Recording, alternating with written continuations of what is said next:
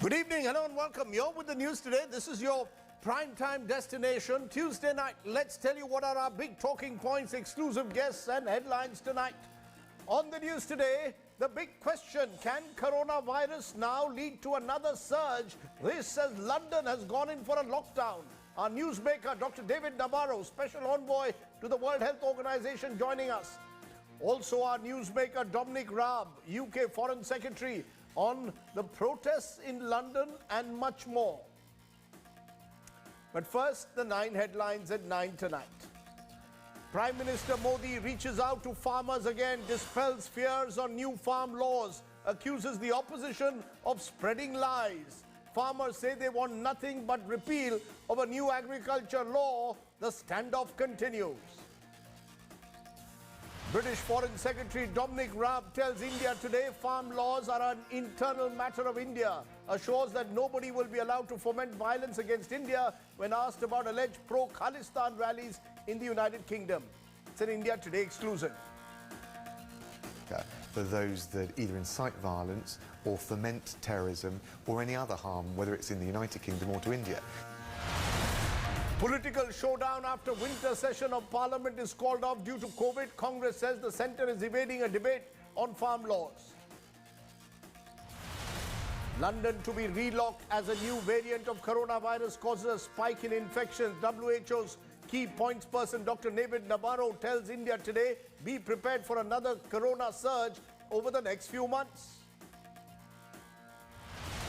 Storm erupts after former President Pranab Mukherjee's latest memoir. Son wants the publication stopped, slams motivated excerpts critical of Sonia and Manmohan. Daughter wants the book published. High drama in Karnataka as Congress MLCs forcefully remove the deputy chairman. Legislative Council session called off before Yediyurappa can table the contentious anti-cow slaughter bill.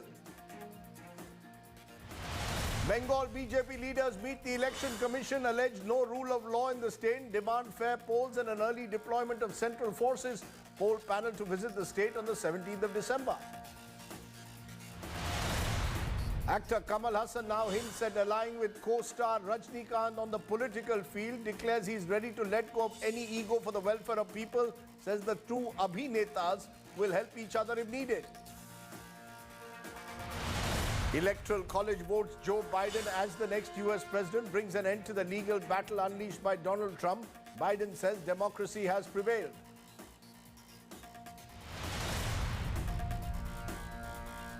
But our top focus today, India's battle with coronavirus, where today the country has recorded the lowest number of daily coronavirus cases since July. That's right. India today recorded 21,941 new COVID cases. That's on December 14th, where the last numbers are available. This is lower than the numbers recorded on July 3rd. That is 22,718. India had hit nearly a peak of 1 lakh fresh cases on the 11th of September. So as you can see from the graph, from July went up to September. Now it's steadily come down. Now, while that may be the good news, here's the not so good news. Well, the United Kingdom claims that a new variant of coronavirus has now been discovered. It's been enough for London to decide to go in for another lockdown. This at a time when the United States has begun administering Pfizer's COVID vaccine.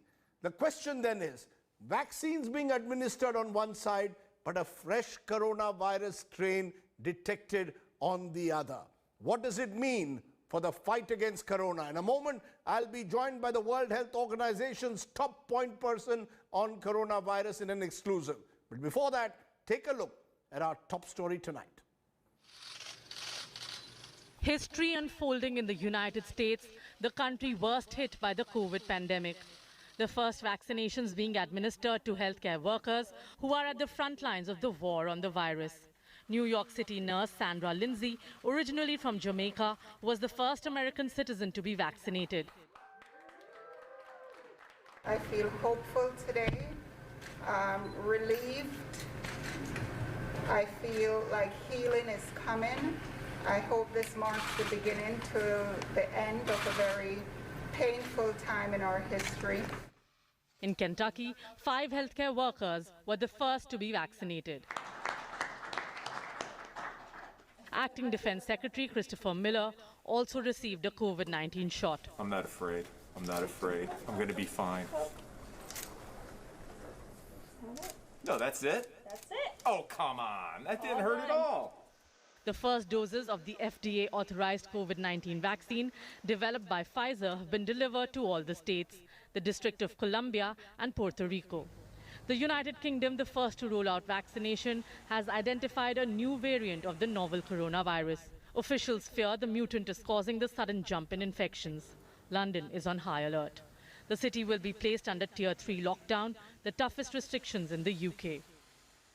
We are aware of this genetic variant, I think reported in about 1,000 individuals in England, and the authorities in the UK and under Matt Hancock's leadership obviously are looking at the significance of this. We've seen many variants, as we've always said here. This virus evolves and changes over time, and we've seen different variants emerge. The question is, what is their significance in public health terms? The detection of the mutant makes vaccination key to fighting the pandemic. The fear now is whether the new variant will contribute to a fresh surge next year. Bureau Report, India Today.